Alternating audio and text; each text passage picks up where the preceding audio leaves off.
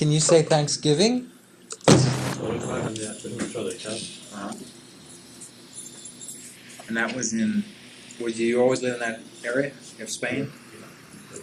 Is it La Coruña or the town is El Ferrol? Or what? It's the road till I come to the country. And how many did your family, how many brothers and sisters did you have when you left? When I left, 3 brothers and 4 sisters. That's a big family. Did you have any grandma, mothers living or Yes, I anything like have that? grandparents on both sides. Did they live in Spain Yes, their whole lives? they live in the same parish.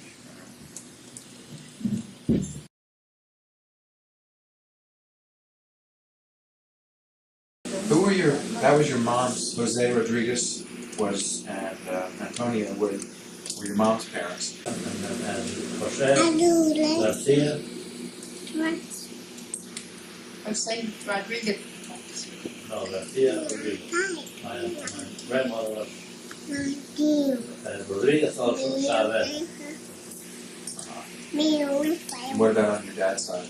Pasos, Pathos? 12. Antonio Pasos 12. Antonio Pathos, what was the last word? Antonio Pasos was his first name, like yours for me. Yeah. So then I'm taking Eugene Pasos Garcia. I take my father's and I'm saying my mother's. Oh, I see. In Spain, that's the way they do it. What did your dad do for a living? He did several things. He had originally he had he too was supposed to be a priest, so he got mixed up in the politics. He ran a sawmill. Right on the front. First it's still in existence. First, they used steam engine to run the saw. Yeah. Then they changed, this happened in my time, to a gasoline motor. Then after he left, electric motors were mounted. That's what he still running. And it's still there today, I saw Yeah, it. it's not ours. No, my mother told me. Yeah. Because she could run it. The boys put it there, so I rid of it. But it's still in the system. Yeah. My Gary and Florida saw it. Uh-huh. Yeah. What did his parents do? So, Because Who's parents? your dad's parents, what were their names? My dad's parents, they go back to Pathos. First, my grandfather's name was Pathos. Jose? Pathos. Yeah. My grandmother was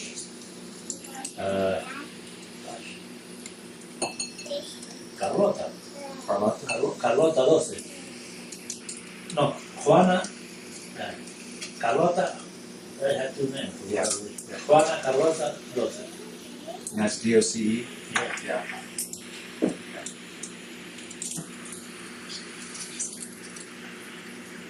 And they lived in the same area? Yeah, it's all the same time. Yeah. So, what about your dad? What prompted him to leave? Well, with the boy. as I was saying, he ran the sawmill, and there wasn't too much. When there was a demand for lumber, he could supply it,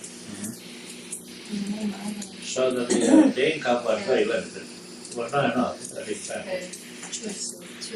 So during war #1, Spain decided to, King Alfonso decided to build 3 cruisers, 3 large cruisers.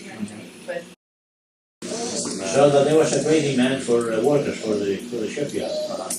So he got a job in the shipyard, and he worked there doing the construction of the first cruiser. The name of it was España. And the beginning of the second, which was Alfonso, was the name of Alfonso. King Alfonso. And the third one was James. That was named after one of the kings, the oldest son. He died. So he worked there as a punch press operator. Those big metal ships then. Yeah, metal ships. In those days they would use these plates and rivet them. So they had to, For the hull. for the hull, so that they had to man would Punch the holes for the roof. lay him on a conveyor Uh-huh. and pushing them by hand, and the punch truck would come down, boom, Yeah. boom, boom, and that was his job. Uh-huh. Punch press operator. So he became involved with a bunch of radicals. And that, where was the shipbuilding city? They're all Uh-huh. still there. Uh-huh. Still much bigger than it was then. Yeah. So while he was working there, he became involved with a bunch of radicals, anarchists, from the Basque provinces, a place called U.S.A. in Spain. Bilbao? U.S.A. which is out in the northeast corner of the country, close to the border of France, I see. on the Atlantic Yeah. side. In the Pyrenees? Well, yes, close to the Pyrenees. Well, the Pyrenees, see, the Basque provinces block the beginning of the Pyrenees chain, or I should say, the Pyrenees start between Portugal and Spain. Because they go all along the coast. The northern coast. Yeah. And they like to put them on here, Yeah. of the rocks. Then they turn southeastwards, but between this chain of mountains and the Bay of Biscay are these three provinces, the Basque provinces, Uh-huh. on the Spanish side. You follow me? Yeah. Okay, so the Pyrenees continue all the way down to the Mediterranean. So then you find the Spanish Basques on these three provinces, the Basque provinces. And also, on the other side of the frontier, on the French. French side, Yeah. they call it País Vasco, Yeah. Basque country. the Basque country. So somehow or other they, my father being an idealist and anti-monarchy, not so much because there was a monarchy, but because of the abuses Mm-hmm. committed by the local, you call them Kathi, by the local politicians. Like, They were corrupt. Yeah. Abuses galore. If you were a poor man, you had no voice or nothing. They would pay you whatever they felt like it. That is if you want to work for money. Yeah. And in the shipyard, that was the thing that broke the camel's back where my father was concerned. They had, because Alfonso wanted these three ships to be built in a hell of a lot, and the war was still on. Yeah. So that England was busy producing material, war material, for their own needs. Mm-hmm. So you were still there? Yes, I time, was right? still there, yeah. So that they brought Irishmen from Ireland to work in these shipyards. Men that were beyond the military age, Mm-hmm. Yeah. not the younger ones. Yeah. All right, and also some Englishmen, and also some Dutchmen, Mm-hmm. and a bunch of these Basques, because Bilbao is a very industrious Yeah. place. There's a lot of industry there. Yeah. Shipbuilding, what you call foundries and industry of all kinds. So they recruited from all over. They were recruited. So what broke the camel's back, as far as my father was concerned, naturally being led by these other radicals, was that the Irish and the English and the Dutch, doing the same kind of work, they were getting 3 times the pay. Wow. Then the Basques, they were second. Hmm. You know, and Yeah. and But the people that were but living there. the were- natives there from Peru or its surroundings, they were getting only a fraction of what the others were getting, working 12 hours a day, Side by side. side by side. So they protested. So they had to go on a strike. Mm-hmm. And, well, being my father being the kind of temperament that he fought hard. Yes. So much so that because of his initiative and his leadership and his lack of fear, all the other Spaniards from the same area Mm-hmm. followed him. Not only those that worked in the shipyard, but the carpenters, the masons, the blacksmiths, Mhm. all the tradesmen joined the led by him, Yes. the syndicates, and they were all for him, and they counted on him and appointed him as to live. At one time he had 32,000 members, Wow. and he was the headman Mhm. of it. So he's created like a union? Yes, yeah, sort of. They were not union such as we know it here, Right. but they were united in a common way, Mhm. in a verbal way. So they protested, and they were on a strike for 3 months. Well, my father was called down, and he was warned not to do that again. In other words, they were fighting for, at the time, they were fighting for equal pay. Mhm. They got it. Yeah. Then the second time, the second time they were on the strike, they wanted less hours and pay for time and a half. That lasted a little longer. Yeah. But they got it. Mhm. My father then was sentenced to be jailed. Oh, really? Jail. Because he Yeah. led the. Because he was the leader of all these people. Well, he was pardoned, but he was on parole. He was paroled because he had a large family and other means of support. Yeah. So they let him go free, providing that he would never be caught or seen after sunset. Hmm. Nowhere, or even during the day, That was, with a group larger than 3 men. so he couldn't get it gathered So together. that to he talk could to them. Yeah. operate in any way or form. Mhm. All right. So he agreed. What else? So one day was in the month of November. Was around my birthday too. Mhm. An order came about to there was some work to be done because material was coming, like the guns or something were coming from England, Mhm. and they had to be mounted, but they could not be left laying around because of whatever damage could. Yeah. The elements or something. Being inflicted on them. So they had to work overtime for an entire week. It was raining a day like today, so my mother told me, I don't know how long I could be, maybe 11, 12 years of age. Well, that's just to be alive, I'm going back to 19, 14, 15, somewhere around there. Well, anyway, Yeah. 1915.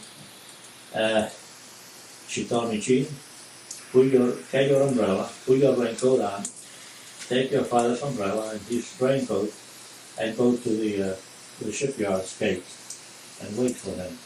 He has to, apparently, he sent word home that he had to work overtime Yeah. till 8 o'clock. In November, 8 o'clock was about. Yeah.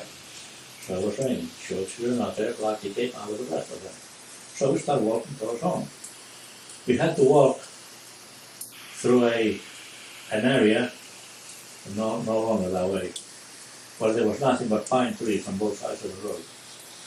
So who do we meet in that stretch of road? Well, we call it a Guardia Civil. That's they call it a rural police. Mhm. Police. The sergeant and 2 policemen. Warrior Seville. Yep. Oh, hell no. How would you? How would? Guardia Civil. Civil guards. Civil guards. Okay. Guardia Civil, yeah. They were always in pairs, or sometimes the sergeant would go out with them, depending on necessity. So the 3 of them were walking towards the barracks. They met us in the way. So they said, halt. And we stopped. Boca tierra. Boca tierra means that when they tell you halt at night and they say boca tierra, you have to put yourself down. Wow. Face down. Boca means face. Face down. Face down. So To the face to the earth. Yeah, Yeah. face to the earth. So we did. Get up. So we got up. Who are you? So. Where do you come from? From work. Who's this boy? It's my son. What is he doing here? Well, he's being very well trained. My wife sent him to come over and meet me, so that would be my raincoat and umbrella. So one of the policemen recognized him. Oh, you are the wise guy. You are the Guapo. Antonio Patos. Guapo means like to be a troublemaker. Mhm. Not really aggressive individual. So the sergeant, oh yeah, that's right. Okay, so with that, with no other word, he unfastened his, he called it regalia, it's a lead check, about this long. They had a letter with lead at the end.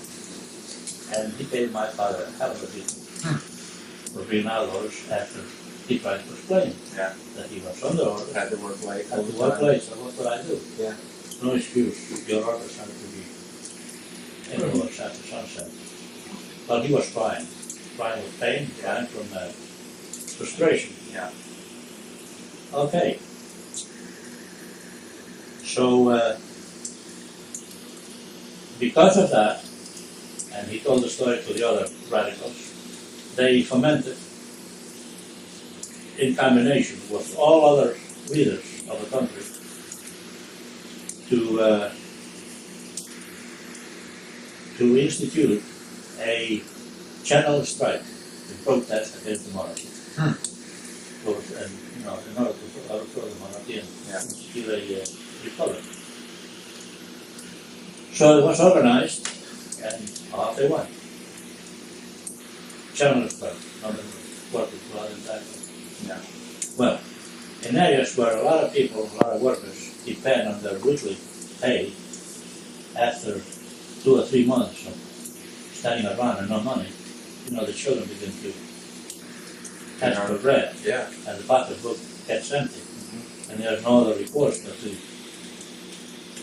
either give in or steal it or move or do something. Yeah.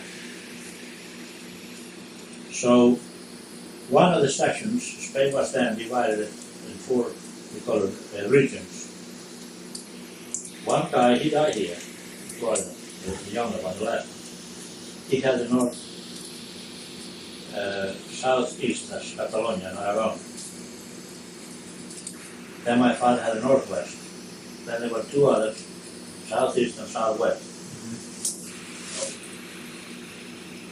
So the ones from Catalonia, they were the ones that gave up first. Then the Basques, that they were the worst agitators of them all, they gave up second because they too, the masses.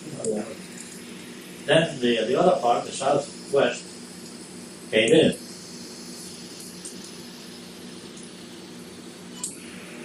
And the southeast gave in also. So the only one left was the northwest, or my father's area, left.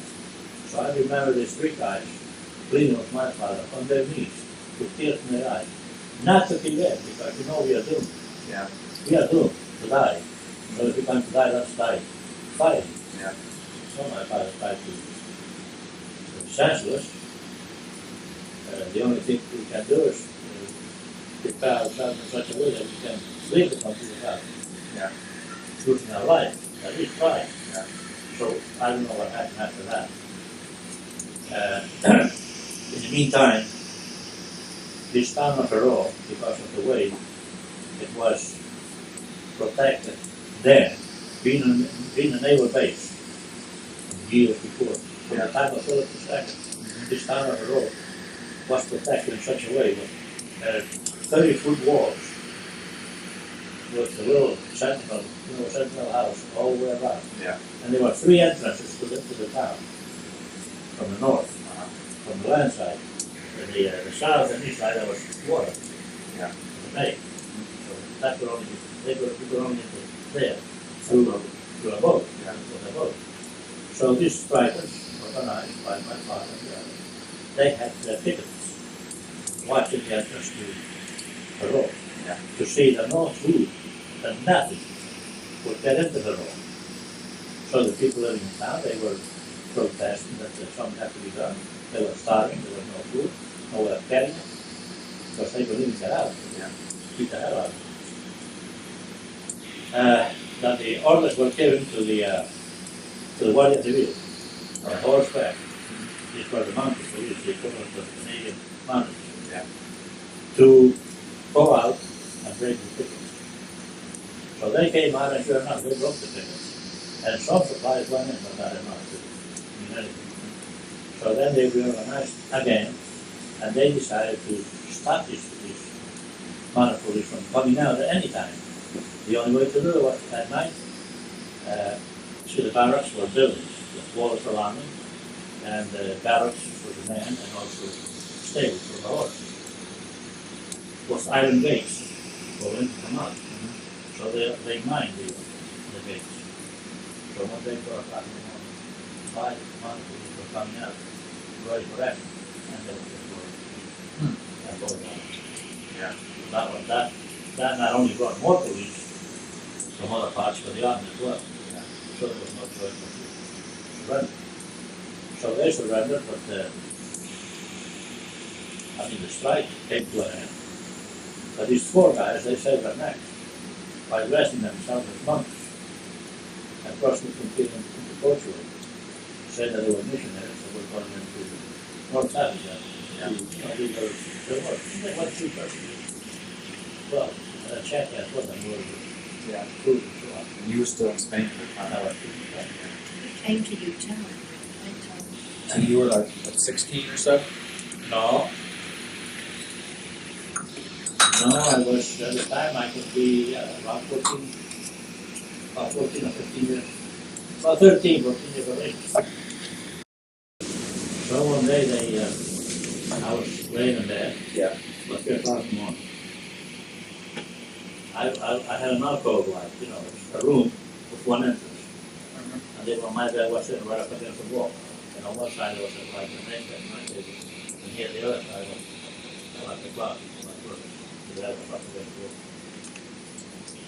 So he moved the curtain and he tapped me, said, "Gene, wake up." So I woke up and I saw him with his food over his face. He had a mustache. The voice was this, but his appearance was, I was startled. I said, "What is this?" He said, "Don't get scared, I'm your father." "You know me, don't you?" "Yes, Dad." So he told me, he says, "I'm going away for a while with these other fellows, and we'll be back soon. So we will be in the office. I expect you to be good to your mother, help her in whatever way you can until I come back. And I'll see to it that if you're a good boy, I'll see to it that you'll be rewarded for it." So I was happy to her. Yeah. She was, even I didn't get along too well. She had a preference for that. It sounds like you looked up to him now. You had respect for him. So they left and they went to Portugal. From Portugal they went to Morocco. From Morocco they went to Buenos Aires, Argentina. From Argentina they came here. And here they died the whole world. So they came, into New York City? Or? To New York, yes. And he got employment out in Newburgh, New York. So There was a lot of activity going on in those days. Portugal to Morocco to Buenos Aires to New York? Yeah. How long did that take you? Well, that I don't know. I have no idea. I don't know what some time before we heard from him. Okay, so then you had said that you had told us one time about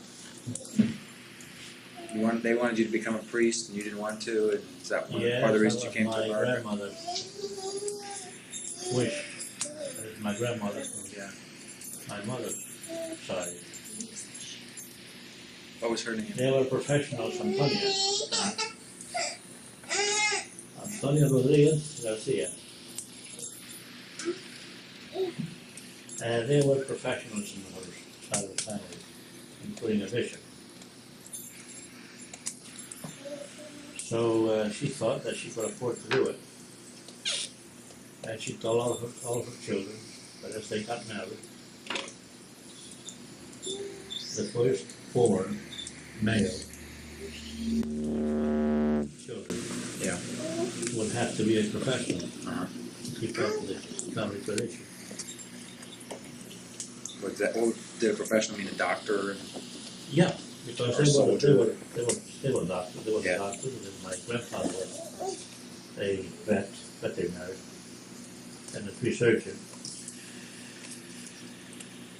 They were Army Navy officers in the family. There was a lawyer I never met. He lived in a different town. Well, anyway, her first 3 children were girls. So when the oldest one got married, her husband was a naval officer then.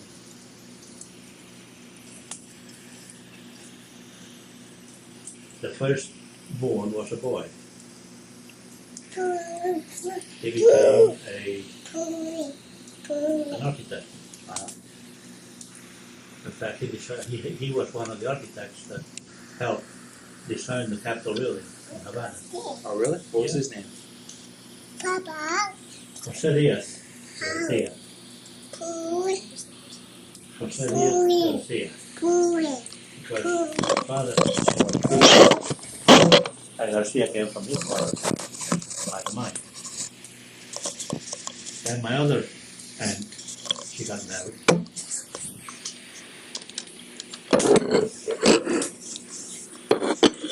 What are you laughing about? Elise. And her first child was a boy. So he became an electrical engineer. He died only 2 years ago. It's got to be 2 years now. So I took care of those two. Then my mother was her third child. I was the firstborn, so she picked me out to be a man of the roads. I had to be a Clergyman. priest. So that was okay. I didn't know any better. I can't either. But as time went on, I could see that even though I went to church, helped in church, because that was to be, going through the rudiments. So. Being an altar boy. But as time went on, I could see that wasn't for me. And as I grew up, I began to sin. Yeah. And doing things that impossible. I was impossible to become a priest. My conscience wouldn't allow me to do that. But she was supposed to be pure. Yeah. And respect. So time went on and on and on and on until we had several conversations about it, God and I, and finally she told me that I had no voice or authority in the matter. What did your dad say about all this? Something finally said, you had to pay for it. Yeah. And my mother wouldn't, go either way. So as time went on, I began to think, well, the time is coming when I have to do something about it. So I kept pleading with her that anything more. I wouldn't mind becoming an army officer, or go to the military academy, go to the naval academy, study law, or become a doctor, engineer, anything at all. Yeah. But that was when she put that. She was a little remind me of your sister-in-law, Yeah. she might have been a little bit bigger from the shoulder, but she was about that height. So I just let time go on till they rested and began to the service. And at the time, Spain was That was World War I. in a war, no, in a war with Morocco. It was a Cold War, but there was light every once in a while. Yeah. They called out the slaughterhouse of the Spaniards because the Moors they would never fight face to face. They attacked at night, and they would slaughter Yeah. good fellows. Yeah. Well, anyhow, I wanted to know. There was no war declared. There was no visible evidence as to why that war was going on for years and years and years and years. Sounds like a parallel in recent America.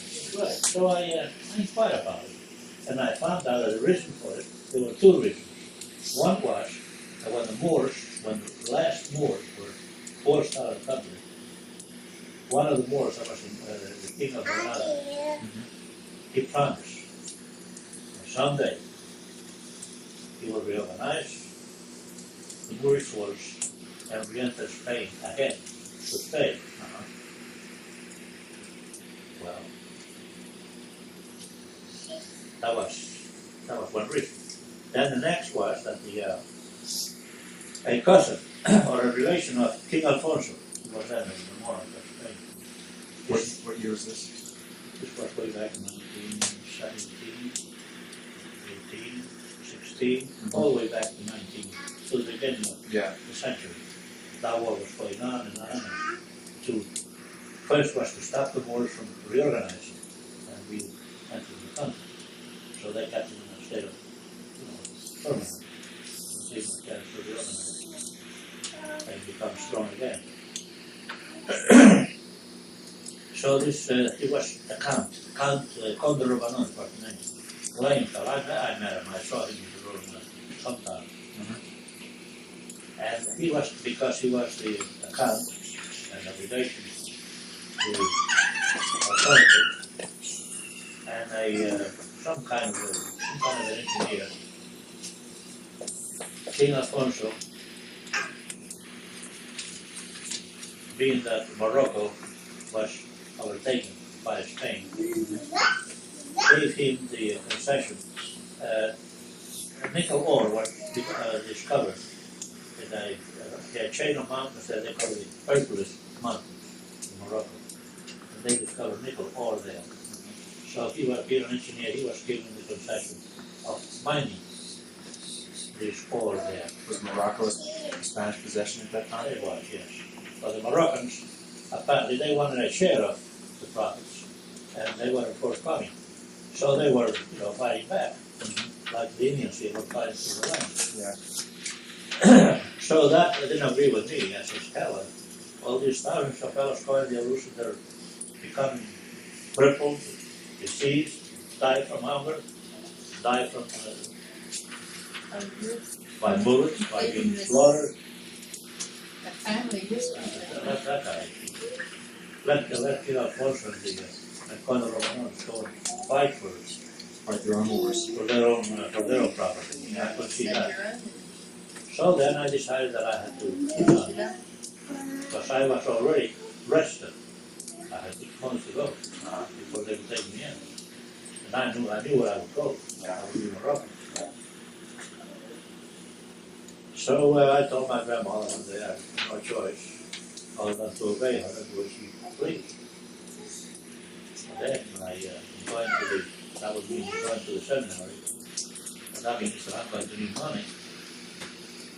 So you don't need that much money because you don't go anywhere. They don't allow the students to go any place. There's about another place. I had to have some, well, to be, so that I would try to. And I knew where they had money. From my grandfather. I knew where they had money in gold coins. What did they do? What were their names? Your grandmother? Well, his name was Jose Garcia. Jose? Jose Rodriguez. Jose Rodriguez. No, Jose Rodriguez. Something, I forgot the name. My grandmother's name was Antonia. I mean, I'm talking about her own name. Like this is your mom's parents? Yes, Antonia Garcia Saavedra. That's a French descent. Saavedra. Saavedra. Saavedra.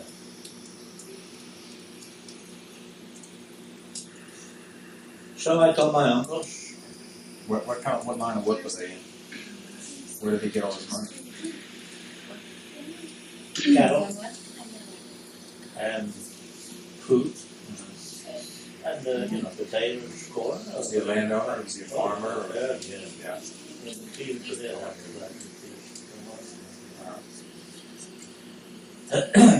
So they all gave me money. But I also knew where my grandmother and my grandfather used to keep their gold coins. In a stack. In a sack about this high and about that size. Wow. So that was wheat. 2 feet high and Yeah. 1 foot They wide. were stacked up. They had a compartment there where all these, because they used to keep from year to year. Yeah.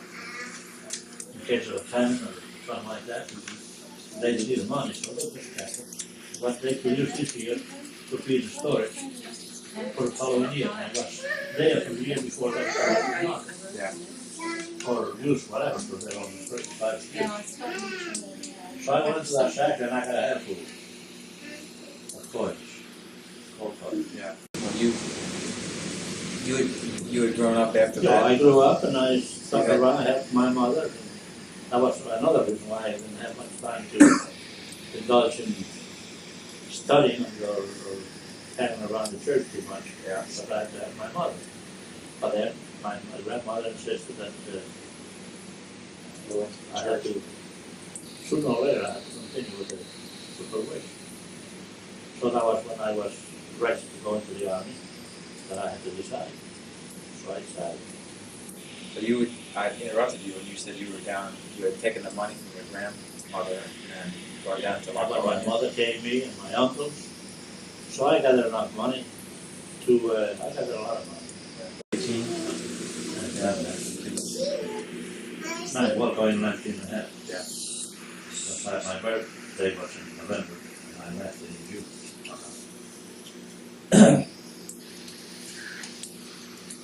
So I finally decided that when to leave, I left my suitcase, got on the train, and I got to a place where you have to take the train, where there's three.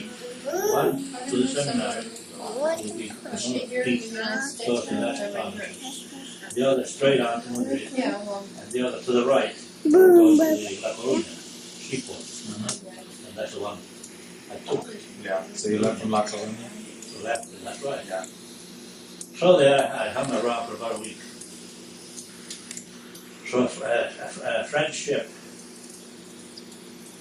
was supposed to pick us up. There was no problem with the papers, because going to Havana, was like going from the road to Coruña. Yeah. The Spanish had a property open door. There was not a Spanish then. No. So a few of us lost in 1898, during Spanish American War. That's right. And the independence. They didn't know you All were you leaving. go on, huh? Yeah, they didn't know you were leaving. No, they didn't know I was to the seminar. Yeah, was got to the seminar. So I waited in Coruña for a week. The ship, apparently it was a tourist ship, but apparently didn't have enough people to make the pay. So they delayed the sailing for a week. So finally they came, I bought a ticket, around it. Went to Havana. It was a French ship, you said? A French ship, the Flounder was the name. The Flounder or the Flounder. Flounder? The Flounder, not the Flounder. Flounder? Flounder, yes. Yeah. And there was an older one, a much smaller ship by the same name. But during the war, the French built a huge, in those days it was a huge ship, 25,000 tonners, to transport troops from North Africa to France, across the Mediterranean, and fast enough so that they could outrun the German submarine. Yeah. But after the war, they rebuilt it, they painted it up. You could still smell the smell of the wax in it anyhow. Yeah. And they put it on, they used it for excursion trips to America. So what did they get? Went to So they France, came to from Spain? France to Coruña, from Coruña to Havana, from Havana supposed to go to Veracruz, Tampico, New Orleans, Fort Lauderdale, New York, and back to Spain, back to France. Really make a trip. Yes, it was a long trip. So a few days after, it was the day after we passed the Azore Islands. It was in north of Chile, like that. Something broke, some battery burned down. So they took us a couple of days. Took them a couple of days to, and it must have been on the deepest trench of the Atlantic. They didn't have enough chain to anchor the ship. Yeah, so they just drifted. So while they worked on it, the ship was adrift. All right. So about 3 o'clock in the, or some time, I don't know how many days after, it was ready to go again. So during the night, something else happened. The crankshaft, I guess the ballotting that they put in those batteries wasn't done Yeah, right. right, so that something else happened. So again, the ship was adrift. The morning that we finally took off again towards Havana, you could see the coast of Africa. I don't know if it was the coast of Africa or the Canary Islands, but I remember seeing the land Yeah. on the southeast side. So you drifted from the Azores down close to Africa. That's right. All right. So 2 days later, some kind of a tidal wave hit us. We were asking questions. I know I was. Yeah. Asking questions. Are we approaching Havana or Cuba? Cuba is the name of the island. Yeah. Already? So what do you mean? But you see there's land. Yeah. You see that dark? What about 10 o'clock in the afternoon? You see that dark front? Yeah. That's not land. Well, what is there then? They can tell me. One the other was just as ignorant about this thing. So we found out sure enough. Tidal wave. It was a tidal wave. Okay, when was this? This was 1919? 1919. And what time of the year? It was in June. So it must have been a major earthquake somewhere. I don't know what it was. Well, anyhow, it hit us in such a way that it was a coal ship. All the coal and everything shipped to one side. And water was coming in through the ventilators, everywhere. Wow. There was water. Furniture was afloat everywhere. Hmm. So then they asked for volunteers to go down and shovel the coal from where it To was right the ship. to ride the ship, because it was on a 30 Degree angle. degree angle. Yeah. But some of the other passengers, what do you say? What do you say? I said, the hell was it too hot? Go down there, and all that dirt. Well, anyway, we were supposed to make the trip in 8 days. It was 19 days. Wow. So we traveled the rest of the trip, walking on the ship like that. Run out of water, run out of food, and that was where I started making money. Because I heard the cooks in the kitchen talking Spanish. They were not all French. Yeah. So one day I was hungry. The only thing they would give was wine, poor wine, and bread in a very low scale. Yeah. They were trying to ration what what they had available. I was hungry. So I went around the kitchen one day and I the window and this cook came to me and talked to me in French. And I said, don't talk to me in French, talk to me in Spanish, I understand you. Yeah. He said, what do you want? I said, I'm hungry. I said, there's something that we can do that so I'm willing to pay for it. I don't want it for nothing. So he asked me, do you like steaks? I said, yes, I do. Oh, wow. So he went in, you know, this oval, we call it libras a pound, 1 pound, 1 pound loaf, oval, you know, the oval. They're wide and then narrow down to nothing. You mean Loaves of bread. Yeah. Oh, the bread, okay. Yeah, Yeah. like the Italian bread, Yeah. while you were French. Yes. So he took one of them, he sliced it in half, then sliced it again, and threw the steak with some peppers, green peppers, in it. So he said, I said, well, how much is it? So it was the equivalent of a quarter. Yeah. So I pay him. But he said, don't eat it here, get out of here, go get some place. So, going by, some of the others saw me. Then I went to the way back, we call it popa, the poop. Poop deck. The poop deck, Yeah. where all the machinery was for the controlling the rudder and all that sort of thing. So there's when I went to hide it there near there. So all the others saw me and they wanted to know, how did you get it? How did you get it? I said, well, you have to know how to help yourself. Well, can you do it for us? We'll pay. How much is it? I told him 50 cents. So I told the price. So I went to the cook and I told him, I said, look, you can make some money if you want to. He said, how?